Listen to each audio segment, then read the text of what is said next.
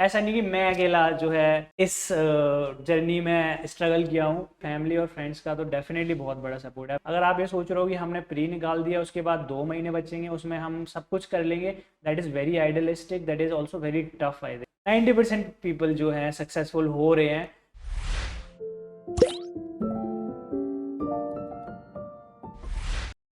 Hello all. आज हमारे साथ 2024 एग्जामिनेशन में रैंक 505 सिक्योर करने वाले राम लखन गुज्जर आए हैं।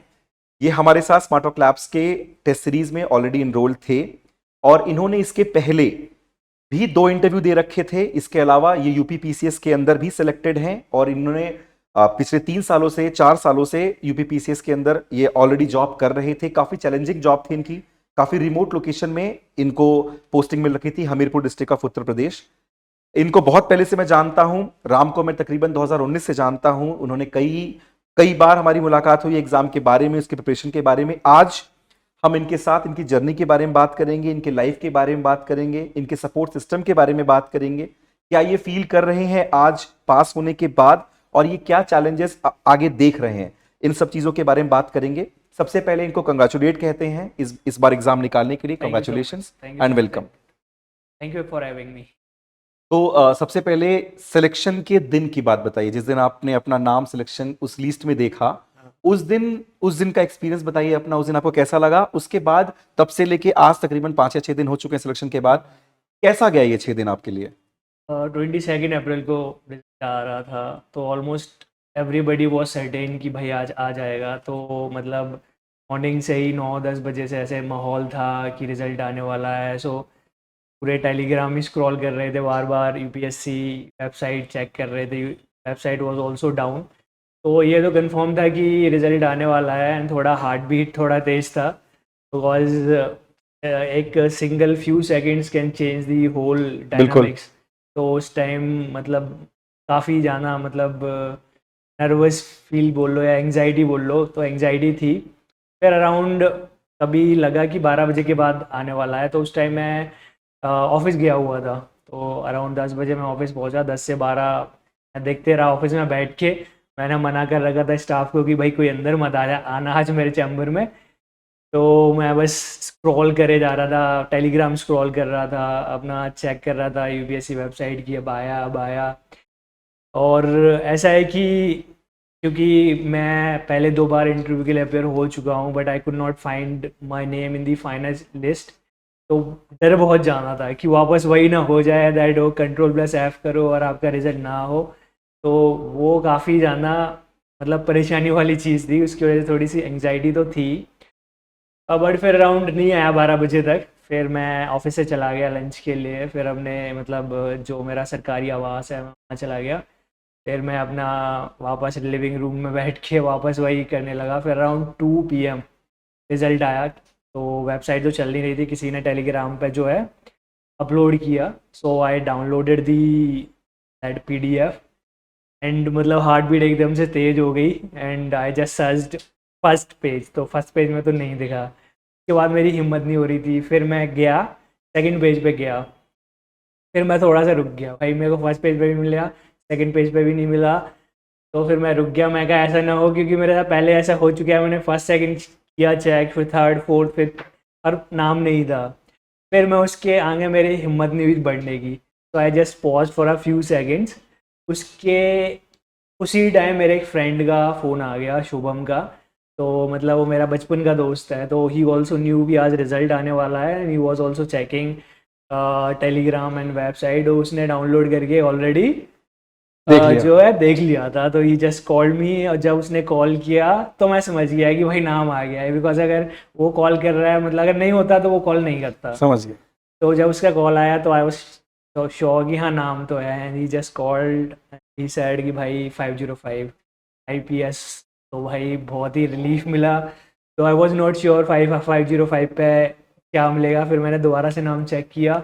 फिर मैंने अपने एक फ्रेंड को फ़ोन लगाया, वो जो थोड़ा जानता है कि भाई किस रैंक पे क्या सर्विस मिल सकती है। And he told me that confirmed है कि तेरे को IPS मिल जाएगा इस बार। तो पहली जो फीलिंग थी, it was the feeling of relief, yes. That at least इतने साल की जर्नी में फाइनली फाइनल लिस्ट में नाम आया। तो इट वाज अ रिलीफ। उसके बाद for the next few days there were a lot of calls, लोग फ़ोन कर रहे हैं, रिश्तेदार, फिर जॉब से रिलेटेड जितने भी लोग थे, my seniors, colleagues, staff members के फ़ोन आना, बाकी मीडिया के घर से भी फ़ोन आ रहे थे, रिलेटिव्स के फ़ोन आ रहे थे। तो वो फिर लगातार 4-5 दिन तो मतलब जैसे अभी तक हो गए हैं, तो ना तो ठीक से मतलब खा पा रहे हैं, ना सो पा रहे हैं, लगातार मतलब काफ़ी कॉन्ग्रेचुलेटरी। ठीक है।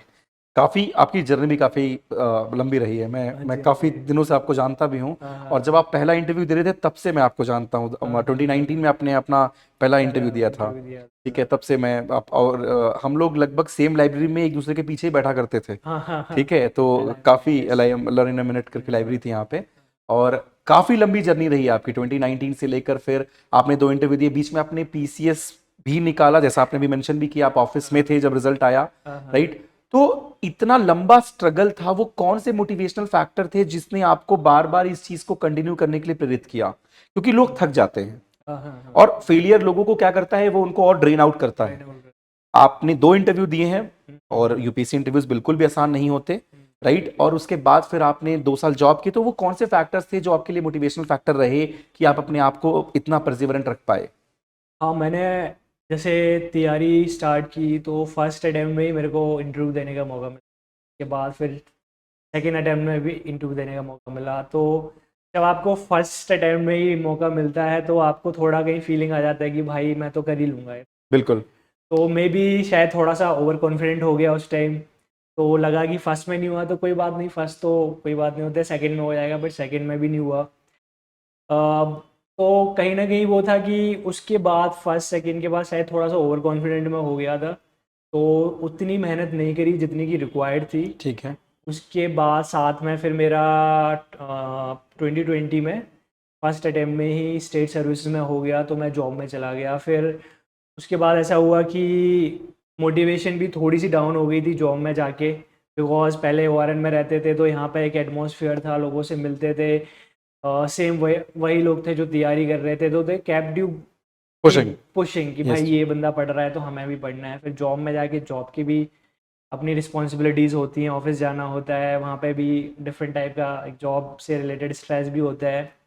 तो कहीं ना कहीं बीच में थोड़ा 1-2 साल जो है वो ठीक नहीं गए, मतलब तो उस बीच में यही था। फिर अपने आप को ऐसे ही मोटिवेट किया कि I use to tell myself कि भाई क्या कर रहा है। जब आपने फर्स्ट अटैम्प्ट में इंटरव्यू तक पहुँचे हो, मतलब तो you must have something within you yes. कि आप वहाँ तक गए हो, then you need to push your limits, you need to work more harder. तो उसी चीज़ को मैं थोड़ा अपना एज अ मोटिवेशन लेता था कि भाई जब फर्स्ट सेकेंड अटैम्प्ट में गया हूँ इंटरव्यू, फर्स्ट अटैम्प्ट में स्टेट सर्विसेज निकाला है, और इतनी मतलब मैं 23 ईयर्स का था जब मैं जॉब में चला गया था, तो इतनी कम एज में मैं जॉब में आ गया हूँ, मतलब अच्छी जॉब कर रहा हूँ ऑफिसर लेवल की। तो और जहाँ पे मैं था, my job was very good, but everybody use to motivate me कि that this job is not for you, you are made for much bigger things. तो वो चीज़ भी मेरे को मोटिवेट करती थी कि ओके। भाई इससे भी बेटर करना है। तो मैं जॉब में रहते हुए भी लगातार कोशिश करते रहा। दो थोड़ा टाइम लगा बट इवेंचुअली जो है ये नहीं वो हो पाया। बाकी फैमिली का सपोर्ट काफ़ी रहा कि they always, they did not force, because I come from very middle class family. तो ऐसा नहीं है कि भाई उनको आईएएस ही चाहिए था कि भाई आईएएस ही बनो, so there was no such pressure from my family. बाकी जो वो लोग वैसे भी खुश थे, मेरी जो भी जॉब थी they were very happy with that, but it was my decision कि मुझे इसमें जो है थोड़ा कंटिन्यू। और बेटर करना है। जैसे अभी अभी हमने बातें की आपके इनिशियल डेज के स्ट्रगल के बारे में, किस तरीके हाँ, से आपने हाँ। तैयारी स्टार्ट की, उसके बाद आप पीसीएस की, आपने जॉब ली 2020 के अराउंड, और जॉब के बारे में हम बात करेंगे क्योंकि पीसीएस की जॉब कोई आसान जॉब नहीं होती, उसमें जो वर्कलोड आपको मिलता है वो काफ़ी ज़्यादा होता है और उसके साथ रहकर प्री निकालना, मेंस निकालना, इंटरव्यू प्रिपेयर करना कोई आसान काम नहीं है, उसके बारे में हम वहाँ पर आएंगे। हाँ। अपने बारे में कुछ और बताइए, आपने अपने एजुकेशन के बारे में, आपने जो इनिशियल स्टेज ऑफ एजुकेशन कहाँ से लिया, किस तरीके का माहौल था आपके पास और अभी माहौल क्या है, क्योंकि जिस जहां से आप आते हैं आप लगभग एक सेलिब्रिटी फिगर अपने एरिया में बन चुके होंगे, हाँ, हाँ, तो हाँ। पहले आप ये बताइए कि किस तरीके से आपकी शुरुआती एजुकेशन हुई और अभी आपके सिलेक्शन के बाद उस एरिया में किस तरीके का माहौल है? मैं एक्चुअल में ग्वालियर डिस्ट्रिक्ट से बिलोंग करता हूँ। ग्वालियर तो मेरी जो स्कूलिंग हुई है वो डबरा एक टाउन है ग्वालियर जी। डिस्ट्रिक्ट में, तो मैंने कैम्ब्रिज स्कूल से वहाँ है स्कूलिंग की है 12th तक ऑलमोस्ट। तो मैं वहीं पढ़ा हूँ लाइक फर्स्ट सेकंड क्लास से लेके ये 12th तक। इंग्लिश मीडियम था? हाँ इंग्लिश मीडियम था सीबीएसई, तो मैंने वहीं से अपनी एजुकेशन स्कूल कंप्लीट किया है। बाकी ग्रेजुएशन के बाद 10th से 12th के बीच में मैंने जेईई की प्रिपरेशन भी की थी, बट मेरे उसमें बहुत ही ख़राब मार्क्स आए थे, तो आई could not get into any good college. तो उसी टाइम 12th के टाइम जब मैंने तैयारी की थी, तो वो थोड़ा मेरा एक लो फेस था 11th और 12th। बिकॉज 10th तक तो मेरा अच्छा था, that I was a studious kid used to get like very good marks. तो एक वो था कि ये बंदा तो निकाल ही लेगा JEE, but I could not. मैं तैयारी भी की मतलब ग्वालियर में ही रह के coaching, but I could not, मतलब बहुत बुरी तरह फेल हुआ, तो वो भी एक सेटबैक था। उसके बाद जब वो सेटबैक लगा तो फिर I did not go for engineering, और मेरे सारे दोस्त इंजीनियरिंग वगैरह ही कर रहे थे, बट उसी टाइम मैंने फ़र्स्ट टाइम सोचा था कि मेरे को सिविल सर्विसेज में जाना है।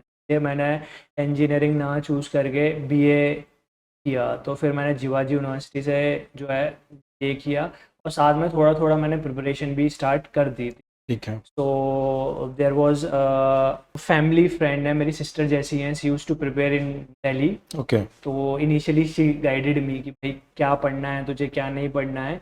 इनिशियली जब मैं कॉलेज में ही था उस टाइम, तो she used to guide me. तो जब मैं दिल्ली आया तो I had a little base. तब मैंने जब कोचिंग की थी ज्वाइन, तो मेरे को थोड़ी थोड़ी चीज़ों का आइडिया था कि जाना बुक्स नहीं खरीदनी है, लिमिटेड रिसोर्सेज खरीद से पढ़ना है। So because of that basics that I had done earlier, I was fortunate to clear prelims and mains in my first attempt itself and got the interview call. Second part of your coming to second part of your question, I come from like a community जहाँ पर बहुत लोग जो है civil services में नहीं जाते हैं। बिल्कुल। I belong to the Gujjar community.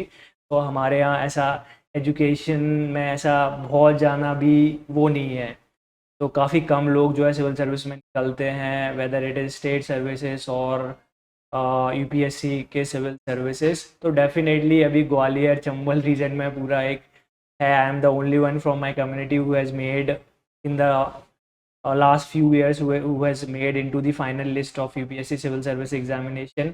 तो डेफिनेटली काफ़ी काफ़ी अच्छा माहौल है, मतलब it is a kind of एक स्मॉल सेलिब्रिटी यस। आसपास बन चुका हूँ। I was seeing my like Facebook timeline and Instagram पे काफ़ी लोग पोस्ट कर रहे हैं कम्युनिटी से रिलेटेड, स्कूल वाले भी कर रहे हैं। So the feeling is surreal at this point of time। it is a great feeling and enjoying it। ठीक है। काफी काफी अच्छी बात है कि बहुत लोगों के लिए आप एक इंस्पिरेशन की तरह भी निकलेंगे हाँ अपनी जी। कम्युनिटी में, खासकर जहाँ पे अब और लोग भी ये सोच सकते हैं कि नहीं। एक बहुत अच्छी बात आपने कही कि एक बहुत बड़ा मिसकंसेप्शन है कि अगर आप अच्छे कॉलेज से नहीं हैं तो सिविल सर्वेंट नहीं बन सकते। हाँ, मेजरली बच्चों के अंदर मैं जब हम लोग जब मेंटर करते हैं तो बच्चे बार बार ये सवाल पूछा करते हैं कि सर मैं आईटी से नहीं हूँ, यहाँ से नहीं हूँ, फिर क्या मैं सिविल, क्या मुझे इंटरव्यू में खराब नंबर मिलेंगे, सारी चीजें हैं। एक चीज मैं उनको बहुत ही क्लियरली बोल देना चाहता हूं कि आपके मार्क्स जो इंटरव्यू में है वो है 206। ये one of the top marks हैं जो इंसान, जो एस्पिरेंट पाते हैं। 206 नंबर बहुत ही ज्यादा, बहुत ही अच्छे नंबर होते हैं। तो ये जो मिसकंसेप्शन है, ये यहां पर बैठे हैं, ये इस मिसकंसेप्शन को सॉल्व करता है कि अगर आपका कॉलेज बहुत ही टॉप रैंक नहीं है तो भी आप अपनी मेहनत से अपने आप को इंप्रूव करके उस सिचुएशन में आ सकते हैं जब आप इस ना सिर्फ इस एग्जाम को निकाल सकते हैं बल्कि बहुत अच्छे नंबर भी गेन कर सकते हैं। क्या मैं सही बोल रहा हूँ? डेफिनेटली आपने जो बात कही, when I came to Delhi to prepare for the civil services I had the same doubt. तो मैं हमेशा, मेरे को यही रहता था कि भाई when you see the list, तो आपको हमेशा आईआईटीएंस या फिर एम्स ऐसे लोग टॉपर्स बिल्कुल मिलते बिल्कुल। हैं। तो आपको हमेशा when coming from like small town, coming from tier 3 colleges, tier 2 colleges, तो it is a very natural thing कि लोग स्पेशली जो न्यू एस्पिरेंट्स हैं उनके मन में ये डाउट रहता है दैट वी विल, हम लोग इन लोगों के साथ पहला तो डाउट ये रहता है कैसे कम्पीट कर पाएंगे भाई, बिल्कुल ये तो आईआईटीएन है या तो ये एम्स वाला बंदा है, तो हम तो इनके आगे कुछ नहीं लगेंगे। सेकेंड ये डाउट रहता है कि भाई हमको इंटरव्यू में उतने मार्क्स अच्छे नहीं मिलेंगे बिकॉज हमको उतना अच्छा एक्सपोजर नहीं है। But I have seen that UPSC बहुत ही ज़्यादा लाइक लेवल प्लेइंग फील्ड है। यहाँ पे वेदर यू आर आईआईटीएन और आप एम से हो, आप टायर 2 कॉलेज से हो, टायर 3 कॉलेज से हो, everyone is on equal footing. यहाँ पे किसी को कोई advantage है या disadvantage नहीं है. For instance, I come from a very small town in Gwalior district, and I also come from like a tier 3 college, but I have got like 206 marks in my interview. तो I think it is a misconception. अगर आप अच्छा कर रहे हो तो there is no doubt that you will get through, because I think interview panel वाले भी बोर हो जाते होंगे IITians का इंटरव्यू लेते लेते. They also need people from like yes, tier diverse 3 fields, yes. colleges, small colleges. So definitely, and we should never go with the preconceived notion कि भाई हम छोटे कॉलेज से हैं, छोटी जगह से हैं, we are going to get less marks. It is no criteria. Okay. मतलब ओके, अभी हमने बातें की आपने आपके इंटरव्यू मार्क्स के बारे में, राइट? हाँ जी. और आपने 2019 और 2020 में भी इंटरव्यू दे रखा है. हाँ हाँ. उस समय आपकी प्रिपरेशन जो इंटरव्यू की थी और जो अभी आपकी प्रिपरेशन इंटरव्यू की है, उसमें क्या चेंजेस आपको दिखा है ऐसा जिसकी वजह से आपको आपके जो नंबर थे वो नंबर जो ये बढ़े हैं, उसमें आप किन किन चीज़ों को श्रेय देते हैं? I think पहली चीज़ तो मैं ये बोलूँगा, when I appeared in 20 and 21, the year 20 and 21 I appeared for हाँ. the interview. तो उस time I was like not that mature. ठीक है. एज भी कम थी, 22-23 साल का था, तो थोड़ी मेच्योरिटी उस टाइम उतनी नहीं थी. तो मैं थोड़ा लाइटली भी लिया था इंटरव्यू को, और आई थिंक थोड़ा कैजुअल एटीट्यूड था, लाइक उतना सीरियस, मतलब ऐसा नहीं बोल रहा हूँ कि you should be serious, but you should sound mature. Staff वगैरह के बारे में आपकी जो नॉलेज है अपने एरिया के बारे में वो ज़्यादा बेटर कमांड होनी चाहिए. And when you are like asked some question, you should not answer in a child like manner. Yes. मतलब वो दिख जाता है. तो मुझे लगता है उस टाइम उतनी मैच्योरिटी नहीं थी, तो आंसर्स शायद जो कोचिंग वालों ने बताया कि इसका आंसर ये बोल देना, या फिर ऐसा पूछे तो ऐसा बोल देना, तो वही उसी अप्रोच के साथ मैं गया था. But this time I change my approach. तो I gave mocks in like various coachings, but the suggestions that were given by them I took it with what you say lightly लिया आपने. हाँ, मतलब इतना बहुत वो ऐसे नहीं लिया कि भाई मेरे को इन्होंने ऐसे बोला है कि like I was told that when you are giving interview keep your hands like this. तो मेरे को बिल्कुल कंफर्टेबल फील नहीं होता था पोजीशन, मेरे को ऐसे ही लगता है ठीक है, तो मैं ऐसे ही रखा. एंड आई थिंक हमें नेचुरल फ्लो के साथ जाना चाहिए इंटरव्यू में. कोई प्री कंसीव नोशन नहीं होना चाहिए बोर्ड के बारे में, क्योंकि बहुत सारे लोगों को मैंने देखा है कि वो बोर्ड के बारे में बहुत पढ़ लेते हैं कि ये यहाँ कम नंबर देते हैं इधर. हाँ, बिल्कुल इसके हैं उसके हैं, तो उससे कुछ खास फर्क पड़ता नहीं है. आपको पता भी हो तो you can not do a lot of, मतलब क्या ही आप कर सकते हो. तो मतलब बिना किसी प्री कंसीव के जाओ नोशन के, और नेचुरल फ्लो में जाओ. And one thing that I maintained was the composure. For instance मेरा जो बोर्ड था, the first question I was not able to answer properly. So like the first question ma'am asked me, she asked me something and I was blank for like 10 seconds. I could not thought of like मैं इसका क्या answer दूँ. Then I gave the wrong answer. Then she said no, take 10 seconds, then think again and give me an answer. Then I thought again for 10-15 seconds. Then also I gave a like very average answer. But मैंने composure अपना loose नहीं किया. I remained calm. या कोई बात नहीं, first question है, second question भी ऐसा आ सकता है, बट बी काम. एंड आई थिंक बीइंग काम and composed and not losing your confidence is the key. बहुत सारा जैसे एक्सपीरियंस से आपका भी है, बहुत ज़्यादा जिस बोर्ड से आपने 206 नंबर लिए हैं उस बोर्ड के बारे में बहुत सारी बातें हैं कि वो मैम उतना नंबर नहीं देती हैं, और उसके बाद जो आपने नंबर लाए हैं वो एक तरीके से इस चीज को वो करता है कि even after not being able to give the first answer properly up to the you have scored 206. तो मतलब कितना गुड अमाउंट ऑफ कंपोजर और कॉन्फिडेंस आपने बाद में दिखाया होगा कि आपने वो गेन किया. मतलब ये कमेंडेबल है. Because I could not answer the first question itself, I could not answer well. And I also had this because everybody used to say कि भाई ये बोर्ड नंबर नहीं देता है, तो दिमाग में था. But I was repeatedly telling myself कोई बात नहीं, I am going to be calm and composed. If I know the answer, I'll tell whatever I know best. If I don't know, I'll say no. And that is the simple strategy that I followed. Okay. और थोड़ा अगर आप calm composed रहते हो, so आपकी fluency और वो भी थोड़ा ठीक अच्छा, रहती है. बिल्कुल. तो I just maintain that only. Okay. बड़ी नहीं फॉर्चुनेट नहीं, मेहनत है आपकी, आपने नंबर लाए. अब एक बार आते हैं आपके एक्सपीरियंस में, आपके एक्सपीरियंस के बारे में बात करते हैं जो आपने स्टेट सर्विस में क्वालिफाई किया. सबसे पहले आप लोगों को बताएं कि आप स्टेट सर्विस में क्वालिफाई करने के बाद आप किस पोस्ट पे थे, किस डिपार्टमेंट के अंदर आपने काम किया, और किस तरह से आप मैनेज करते थे अपने जॉब को, क्योंकि जॉब तो आपने सिलेक्शन के बाद पकड़ ली, क्योंकि तो मुझे भी पता है, और उसके बाद आप किस तरीके से अपने टाइम को मैनेज करते थे? तो लाइक वेरी अर्ली ऑन मेरा यूपी पीएससी में सिलेक्शन हो गया था in my first attempt itself. तो पीएससी का उस टाइम मैंने सेकंड अटेम्प्ट दिया हुआ था, तो फिर मैंने बहुत जल्दी ज्वाइन भी कर लिया था। तो this is my fourth year in job. तो लगातार मतलब 4 साल से जॉब में ही, फोर्थ ईयर चल रहा है अभी। तो जॉब में रहते हुए यही इंश्योर करता था that since it is our job, तो definitely we have to take it seriously. और मेरी जो जॉब है it is assistant commissioner in the assistant commissioner PWD welfare और डिस्ट्रिक्ट दिव्यांगजन empowerment officer. So basically my role is to work as the nodal officer for the empowerment and welfare of the persons with disabilities. Okay. So it is a very sensitive yes, definitely. job because कभी ना कोई issue दिव्यांग के साथ या person with साथ होता है, तो बहुत जल्दी मीडिया हाईलाइट है वो कुछ बन जाता है। तो you have to remain like very vigilant. तो थोड़ी सी मतलब सेंसिटिव जॉब थी। तो मैं यही कोशिश करता था कि अपना जो डिपार्टमेंटल काम है उसको अच्छे से करूँ। That has to be my first priority. फिर सेकंड जो था वो मेरा प्रिपरेशन था। After my office hours, after completing my work, जितना भी टाइम बचता था I used to dedicate for my, कि भाई मतलब बाकी सोशल मीडिया वगैरह थोड़ा कम रखता था बिकॉज वो फिर डिस्ट्रैक्शन होता है। बिल्कुल। तो बाकी जो भी टाइम बचता था उसको अपना उसमें लगाता था स्टडीज़ में। और मतलब छुट्टी वगैरह सैटरडे संडे को यूटिलाइज, क्योंकि बहुत सारे वर्किंग कैंडिडेट्स होंगे जो प्राइवेट सेक्टर में भी काम कर रहे होंगे, इस पॉडकास्ट को जरूर देखेंगे। तो सैटरडे संडे ऑफ मिलता था आपको? मे बी सैटरडे ऑफ तो मिलता होगा कभी कभी, ऑल्टरनेट वीक्स। हाँ, जैसे संडे तो ऑफ ही रहता है। बिल्कुल। सैटरडे हमारा यूपी गवर्नमेंट में सेकंड सैटरडे ऑफ रहता है। ओके। तो वर्किंग प्रोफेशनल्स के लिए मैं ये चाहूँगा कि you have to remain in contact with the people who are either working with this scheme of UPSC preparation or with the people who are in preparation।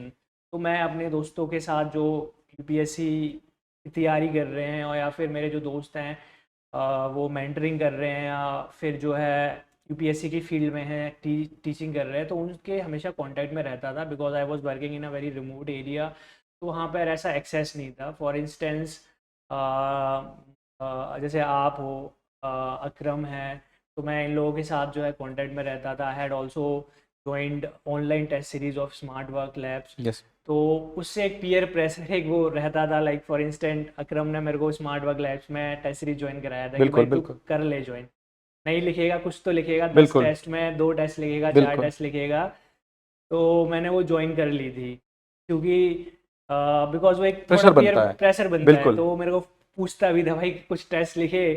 तो जैसे उसके कांटेक्ट में रहता था या आपके कांटेक्ट में रहता था कि भाई मार्केट में क्या चल रहा है, तो थोड़ा ऑनलाइन नोट्स कुछ है, किसी टॉपर के नोट्स हैं तो वो मिल जाते थे। थोड़ा मेंटरिंग हो जाती थी because you need support, you Yes, need definitely. Guidance.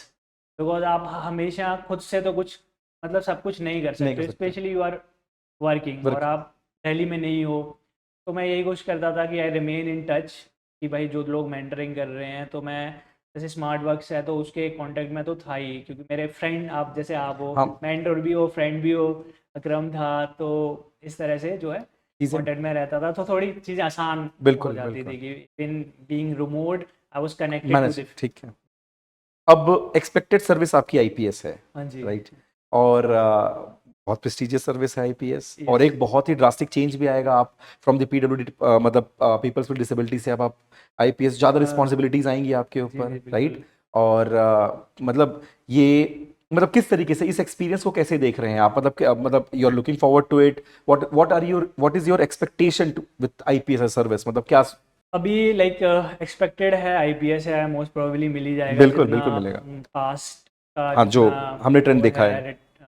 है ट्रेंड उसके अकॉर्डिंग। तो definitely it is a very responsibility वाली जॉब है। बिल्कुल। तो बहुत ही सेंसिटिव जॉब है, लाइक 24/7 जॉब है। You have to be like on duty 24/7। It is not कि आपको सैटरडे या संडे ऑफ मिलने वाला है। तो I think I am looking forward to it, and it is a job where you are directly on the field Yes. Working with the people. तो लोग जब सिविल सर्विस में आते हैं, आई थिंक मोस्टली लोगों का रहता है that we want to work on the ground with the people. Yes. I think ये एक जॉब है जहाँ पर you are going to be on the field with the people. तो ये मोस्ट सेटिस्फाइंग चीज़ होने वाली है। Apart from that, it is also going to be definitely challenging. Yes, yes, It is definitely. not an easy job, No, no. but I think I'm mentally preparing myself for the next challenge, or I'm grateful that I get बिल्कुल into नहीं। एक चीज और मैं आपसे पूछना चाहूंगा, वो है आपने बहुत इंपॉर्टेंस दिया इस बात को कि जब हम इनिशियल क्वेश्चंस मेरी आपकी बात हो रही थी कि आपके पेरेंट्स आपके साथ थे, राइट? उन्होंने बहुत सपोर्ट किया। आपने अपने दोस्त शुभम की बात की कि उन्होंने साथ दिया, किस तरीके से उनको पता था कि आपको फोन कब करना है। आप पास हुए, उनका कॉल आया। ये शो करता है कि आपकी जो फ्रेंडशिप थी उसमें डेप्थ क्या थी। ये सारी चीजें जो आपके दोस्त वगैरह होते हैं बहुत इंपॉर्टेंट होते हैं, राइट? Definitely. कितने इंपॉर्टेंट होते हैं जब आप फेलियर फेस कर रहे होते हो, आपके पेरेंट्स का साथ होना, सपोर्ट करना, क्योंकि सब लोग तो नहीं चाहते कि आप पास हो। जी। आपको बहुत सारे लोग आपके ऊपर डाउट भी करते हैं, Yes, लेकिन definitely. कितना इंपॉर्टेंस है सपोर्ट सिस्टम का? आई थिंक सपोर्ट सिस्टम इस पूरी यूपीएससी जर्नी में बहुत ही ज़्यादा इम्पोर्टेंट पार्ट है। बिकॉज जैसे हम देख रहे हैं अभी, यूपीएससी इज़ नॉट समथिंग कि भाई आप, तो जैसे दिखाया जाता है कि आप आए, आपने एक साल कोचिंग करी and you are like IAS बन के चले गए। नहीं, नहीं, तो ऐसा तो नहीं होता है। बिल्कुल 95% लोगों के साथ तो नहीं नहीं होता होता। है। एक हाथ कोई हो भाई बंदा, तो वो बात अलग होती है। तो ज़्यादातर लोगों को जो मैं देखा है, लाइक मैं अभी एक कम्युनिटी, हमारी व्हाट्सएप कम्युनिटी बनी है जहाँ पे सारे रैंकर्स इस ईयर के जुड़े हुए हैं। तो like what I have seen कि भाई everybody has gone through the same struggles, almost everybody has gone through like number of attempts, a number of failure of attempts, interview, yes. failures। तो ऐसा नहीं है कि इट्स नॉट लाइक भाई आपने कर लिया, 2-4 दिन पढ़ाई करी, 6 महीने पढ़ाई करी। तो it is a journey like ups downs. तो ये सारी चीज़ आप बिना सपोर्ट सिस्टम के, बिना फैमिली सपोर्ट के, बिना फ्रेंड्स के पास पार नहीं कर सकते। इस जर्नी में मतलब मेरे जो फ्रेंड्स हैं, मतलब चाहे मेरे स्कूल के फ्रेंड्स हो, कॉलेज के फ्रेंड्स हो, या फिर friends that I have made in Delhi during preparation, their support have been like very instrumental. जब मेरे को एक टाइम लगता था, जैसे जॉब में गया उसके बाद एक आध अटैम्प्ट दिया बट फिर ही नहीं हो रहा था, तो उनका सपोर्ट बहुत ज़्यादा इम्पोर्टेंट था। बिकॉज टेक समहाउ बिलीव्ड कि भाई तेरे अंदर कैलिबर है, पोटेंशियल है। तो हमेशा मेरे को पुश करते थे कि नहीं यार, you don't have to give up at this point of time, you Yes. Got try again, change this strategy, do this, do that. तो उनका जो सपोर्ट है वो हमेशा रहा, मतलब स्पेशली ड्यूरिंग दोज फेलियर्स, जब आपका फॉर इंस्टेंस 23 में मेरा प्रीलिम्स ही नहीं हुआ था, तो इट वाज लाइक टफ कि बहुत भाई बहुत प्रीलिम्स ही हार्ट नहीं हुआ है। तो फ्रेंड्स तो डेफिनेटली, फैमिली और फ्रेंड्स का तो डेफिनेटली बहुत बड़ा सपोर्ट है। बिना सपोर्ट सिस्टम के इतनी लॉन्ग जर्नी जो आप है नहीं कर सकते। अभी आपने सपोर्ट सिस्टम की बात की और आपने एंग्जाइटी मैनेजमेंट की बात की। अभी हम एग्जाम से 25 दिन दूर खड़े हैं। जो 2025 का प्रीलिम्स एग्जामिनेशन है वो 25 मई को है। हम तकरीबन 25-26 अप्रैल में बात कर रहे हैं आज। एक चीज, ये इन लास्ट के 28-30 दिन के अंदर आपको क्या लगता है, जो एस्पिरेंट्स हैं जो आपको देख रहे होंगे, किन किन चीजों पे उनको ध्यान देना चाहिए अपनी एंग्जाइटी को भी मैनेज करने के लिए? और सेकंड, वो ये 30 दिन कैसे यूटिलाइज करें कि इस प्रीलिम्स के अंदर उनको हार्ट ब्रेक ना देखना पड़े? इफेक्टिवली यूटिलाइजेशन इन 30 डेज का आप अगर 1 या 2 मिनट में इन लोगों को बता सकते तो। यस, आई थिंक जो इस ईयर अपियर होने वाला है 2025 के अटैम्प्ट के लिए, मैं उनको ये एडवाइस करूँगा कि focus on the static part. Yes, current के पीछे बहुत ज़्यादा मत भागना, बिकॉज करंट इज एक तो बहुत ज़्यादा वाइड है और उसमें से क्वेश्चंस आते हैं तो बहुत कम आते हैं। But because of the euphoria that has been created around the current affairs, वो इतना बड़ा है कि हमको लगता है that it is a very big part of the preparation. And mostly I have seen that 50-60% time आप करंट अफेयर्स ही पढ़ रहे हो, वो उनका फिर वेटेज भी 20% का भी नहीं है। 20% का भी नहीं है। तो आई वुड से कि focus on the static part, focus on most important topics. Like आप पॉलिटी पढ़ रहे हो तो आपको पता है भाई फंडामेंटल राइट्स में से आता है, पार्लियामेंट से क्वेश्चन बिल्कुल। आएगा, फंडामेंटल ड्यूटीज से आएगा। तो वो टॉपिक्स पे ज़्यादा फोकस आप करिए। आप इकोनॉमी पढ़ रहे हो तो आपको 4-5 टॉपिक ढंग से कर लोगे तो मोस्ट ऑफ द क्वेश्चंस आपके वो हो 4 जाएंगे, टॉपिक्स, बिल्कुल है ना। तो just identify important topics, focus on important topics, और करंट अफेयर्स को जो है जाना ओवर मत करो, जितना पढ़ लिया है उसको रिवाइज कर लो। And I would also suggest कि लास्ट 15 डेज में टेस्ट ओवरडू करने की कोई ज़रूरत नहीं, जितने आपने कर लिए हैं बहुत हैं, just revise them. PYQs। PYQs आप देख लो। और एक चीज और हमने देखी है पिछले कुछ दिन, पिछले कुछ सालों से, 2-3 सालों से, सीसैट हाँ सीसैट जी। काफी डिफरेंशिएटिंग फैक्टर रहा है। 23 में सीसैट ने बहुत लोगों का दिल तोड़ा, हम्म। ठीक है। 24 में भी सीसैट बहुत इजी रहा नहीं है, बच्चे बहुत इग्नोर करते हैं आज भी सीसैट को। एक Yes, yes. मतलब उनको ऐसा लगता है कि नहीं सीसैट तो प्लस माइनस है, आराम से कर लेंगे, एग्जाम में आने के बाद फिर उनको लगता है नहीं ये चीज तो टफ थी। और ये जो मतलब इसके बारे में आप क्या कहेंगे, मतलब क्या आपने ये डिफिकल्टी फेस की, क्योंकि आपने Yes. पेपर दिया लगातार, हम्म। तो मुझे ऐसा लगता है कि आपने वो एक्सपीरियंस किया होगा जो सीसैट का। डेफिनेटली डेफिनेटली सी सेट का जो ट्रेंड है या पैटर्न है वो बहुत ज़्यादा इवॉल्व किया है फ्रॉम द ईयर लाइक 1920 में जैसा आता था, जब बिल्कुल आप बिल्कुल बिना पढ़े जा सकते जा थे सकते और थे। आप पास हो जाते थे। बट अभी वो टाइम नहीं है। Don't go with the topper talks, because भाई आपका टॉपर IITN है, हाँ उसका मैथमेटिक्स ऑप्शनल है, उसने बोला मैंने नहीं पढ़ा सी सेट मेरा तो पास हो गया। बट आपको भाई you have to see his background, उसको ज़रूरत नहीं है। But you have to see कि आपने भाई 10th क्लास के बाद मैथ्स नहीं पढ़ी है, आप मान लो कॉमर्स से हो और आप सोचो कि भाई उस बंदे ने कर लिया तो मैं भी कर लूँगा। So that is not a fair comparison. CSAT को बिल्कुल लाइटली नहीं लेना है, because I have seen 23 attempt में मेरे खुद 65 पॉइंट कुछ थे, ओके। ठीक है। तो I had myself failed in CSAT and I have seen many people with like very good background, like science background, IITs वगैरह 23 में तो बहुत लोग बहुत फेल बहुत हुए बहुत ही थे, ब्रूटल था। बहुत ही ब्रूटल था। तो आपको सी सेट को जो है बिल्कुल लाइटली नहीं लेना है। जैसे आप GS में फोकस करते हो उतना इंटेंसिटी से नहीं, बट टेस्ट दो, जो इंपॉर्टेंट 10-12 टॉपिक्स है उनको कर लो, ठीक है। डोंट गो कि वहाँ पे हो जाएगा। और आई बिल्कुल। हैव ऑल्सो सीन कि मोस्टली लोग बोलते हैं कि PYQs कर लो इनफ है। आई थिंक PYQs अकेले से तो नहीं होगा, कुछ प्रैक्टिस क्वेश्चंस तो थोड़ा करने ही प्रैक्टिस होंगे। क्वेश्चंस आपको बिल्कुल। करने पड़ेंगे, थोड़ा आपको समझना पड़ेगा। PYQs इज गुड फॉर कि इस टाइप के क्वेश्चंस आते हैं, फिर आप थोड़े प्रैक्टिस क्वेश्चंस प्रैक्टिस कर लो उसके टाइम के लिए। टाइम के लिए कि बिल्कुल। भाई, क्योंकि उसको time management is everything in CSAT. Yes.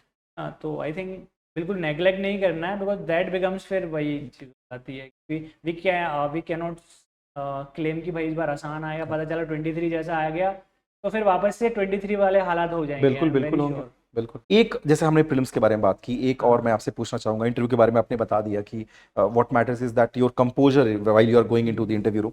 About mains, मुझे जहां तक लगता है, मैंने बाकी भी लोगों से बात की कि सबसे ज्यादा रिगरस अगर कुछ है वो मेंस है। वो मेन से मेंस आपको मतलब असली परेशान करता है। आपको तकरीबन 30 सब्जेक्ट तैयार करने हैं, ठीक डेफिनेटली। है। आपको कंटेंट चाहिए, आपको डेटा फैक्ट चाहिए, और जो कंपटीशन एग्जिस्ट करता है वो बहुत ही ज्यादा ब्रूटल है। बहुत ज़्यादा आपने देखा, मैंने देखा, हम सब ने देखा।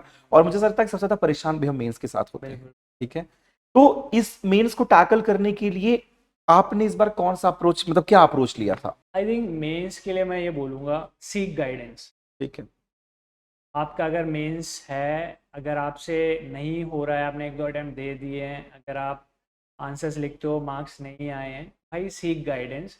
You need some mentoring, you need some guidance, because UPSC में आई एम नॉट सेइंग कि ABCD कोचिंग, काफ़ी मेंटोर्स हैं, बिकॉज दे हैव सीन ये यस। लोग। क्योंकि मेंस में मैंने देखा है कि लोग इम्प्रूव करते हैं, बहुत। बहुत इम्प्रूव करते हैं। And mains is the only stage of this examination that is where randomness is very, सबसे कम है जहाँ सबसे पे कम है, बिल्कुल। Randomness. Because we have seen कि लोग रैंक इम्प्रूव करते हैं, मार्क्स इम्प्रूव करते हैं और डिज़ायर्ड रैंक्स लाते हैं हर बार। लेकिन it can not happen without guidance, without आपको प्रॉपर गाइडेंस चाहिए होगा इसमें। सीख सम मेंटरिंग, मतलब अपने आंसर्स लिखो, किसी को दिखाओ कि मैं ऐसे लिख रहा हूँ। बिकॉज हमें लगता है कि हम बस पढ़े जा रहे हैं, पढ़े जा रहे हैं, पर पढ़ना इज़ नॉट ओनली, मतलब अलोन इज़ नॉट सफिशिएंट। आपको उसको जो आपने पढ़ा है आपको वो एक कॉपी पे मतलब लिखना है, प्रॉपर फॉर्मेट में लिखना है, कौन सा पॉइंट आगे लिखना है, कौन सा पीछे लिखना है। It takes time, it yes. Takes mentoring. तो मैं यही करूँगा कि seek guidance in mains. Apart from that, mains को जो है वो 2 महीने का अफेयर मत बनाइए बिल्कुल नहीं। प्री और मेंस के बीच में, because I have seen many people and I have my self struggled कि मैं वो प्री मेंस के बीच में उस पैटर्न उसमें फंस गया था। तो वो एक विशेष साइकिल होता है, आप प्री हमेशा निकाल लोगे, फिर वही मेंस में आप बस हो या गया। तो बॉर्डर पे पास हो जाओगे तो इंटरव्यू में फिर रह जाओगे। तो आपको भाई मेंस के लिए जितना मेरी अंडरस्टैंडिंग है, यू नीड 6 to 8 months। यहाँ पर आप प्रॉपर गाइडेंस सीख करो, प्रॉपर नोट्स बनाओ, अपने आंसर राइटिंग करो, फिर प्रीलिम से पहले सब कुछ रेडी रखो, जब मेंस का टाइम आए रिवाइज देम, उठाओ उसको, टेस्ट लिखो, फिर इम्प्रूव करो। बिकॉज आई थिंक अगर आप ये सोच रहे हो कि हमने प्री निकाल दिया उसके बाद 2 महीने बचेंगे उसमें हम सब कुछ कर लेंगे, that is very idealistic, that is also very tough I think. Yes तो मेंस पे तो फोकस करना पड़ेगा, ठीक without focus mains is the main thing. अगर आपका मेंस अच्छा नहीं है, it's very tough to get yes into the definitely, finalist. क्योंकि आप इंटरव्यू में एक लिमिट से ज्यादा नंबर ला ही नहीं सकते, आपको मेंस में ही खींचना लाने है। पड़ेंगे और अगर आपको ऊपर की रैंक चाहिए तो मेंस में नंबर आपके डिसेंट होने चाहिए। बिल्कुल डेफिनेटली। बिल्कुल और interview it depends a lot of luck आपको चाहिए इंटरव्यू में बिल्कुल भाई। वो क्वेश्चन पूछ ले जो आपको आते थे, या फिर कह नहीं सकते इंटरव्यू में बिल्कुल। कुछ क्या इंटरव्यू में ये भी हो सकता है कि एक वर्ड ऐसा हमारे मुंह से निकल जाए जो मे निकल बी। जाए। बिल्कुल सही कह रहे हैं आप। ठीक है, काफी इंसाइटफुल बातें हुई आपसे। मैं अब एक सवाल जो लास्ट में आपसे पूछना चाहूंगा वो ये है कि आपने तकरीबन 6 या 7 साल दिए प्रिपरेशन को। हाँ जी। अगर मैं आपको वापस लेके जाता हूँ 2019 में जब आप ग्रेजुएट हुए थे, हाँ हाँ। तो क्या आप इस प्रिपरेशन को वापस करना चाहेंगे? क्या ये इतना वर्थ इट है कि आप अपने 6 साल इसको देंगे? आपको क्या लगता है? मैं इस राम को वापस लेके जाता हूँ 2019 में और वो अभी फ्रेश ग्रेजुएट हुआ है, वो अभी एक्सप्लोर कर रहा है कि वेदर टू डू इट और नॉट। Yes, क्या yes. आप ये वापस से करेंगे इतना ही स्ट्रगल अगर आपको पता है कि आपको करना होगा? जैसे 19 में स्टार्ट किया था, तो सब लोग उसी माइंडसेट के साथ आते हैं कि भाई हमारा तो पहला दूसरे अटेम्प्ट में हो जाएगा। बिल्कुल नोबडी थिंक्स कि 5 साल 6 साल लग जाएंगे। ठीक है। लेकिन आई थिंक दिस जर्नी अभी eight this point of time जब 5-6 साल हो गए हैं, मैं यहाँ पे बैठा हूँ, तो आई थिंक इट फील्स कि it is worth it. Yes at the end of the day आपको वो मिल रहा है जो आप हमेशा से चाह रहे थे। तो all those years of hard work, all those years where you could not sleep properly, all those years जहाँ पर आपको मैस का खाना खाना पड़ता था, घर का खाना नहीं मिलता था, ऑल दोज एफर्ट्स जो होते हैं ना, वो मतलब फ्रूटफुल लगने लगते हैं। तो I think the journey is worth it. और वो सभी को रहता है, सोचना भी चाहिए कि भाई हम पहले में निकाल दें, दूसरे में निकाल दें। But I think what I have seen कि भाई ऐसा नहीं कि मैं अकेला जो है इस जर्नी में स्ट्रगल किया हूँ। 90% पीपल जो हैं सक्सेसफुल हो रहे हैं, वो उनकी ऑलमोस्ट सेम जर्नी है। बिल्कुल so everybody has to go through it. It is like your, मतलब जिसको बोलते हैं अग्नि परीक्षा है, आपको इसको पास करना है। तो but it is worth it at the end. You feel like really great. I think what ever I have learn during those years is like, पूरी आपको नॉलेज होती है कि भाई how constitution works, how country works, how economy works, how मतलब आप you can go into other fields as well. Yes और I am very thankful because of that preparation. जिस जॉब में हूँ, I got this job because of this preparation only, and hopefully will get into police services because of this preparation only. And I am very like एक चीज और मैं कहना चाहूंगा, आपका लिस्ट में नाम आया जी जी। और बहुत सारे आपके दोस्त होंगे, बहुत सारे आप जिनको जानते होंगे, जिन्होंने आपके साथ प्रिपरेशन कर रखा होगा, उनका लिस्ट में नाम नहीं देखा होगा। ऐसे लोग इस वक्त, खासकर रिजल्ट के 3-4 दिन अभी हुए हैं, 5 दिन, जो काफी ज्यादा डिमोटिवेट फील करते हैं, उनके लिए अगर आप कुछ कह सकें तो किस तरीके से वो अपने आप को वापस से री एनर्जाइज करें और वापस से प्रिपरेशन को स्टार्ट करें अगर उनके पास अटेम्प्ट है, और अगर नहीं है तो भी ये उनके लिए एंड नहीं है। तो अगर आप उनके लिए कुछ कह सकें तो। आई थिंक जिन लोगों ने लाइक लिस्ट में नाम नहीं पाया अपना, सबसे पहले तो I think it is the most saddening feeling. Yes I have definitely gone through it.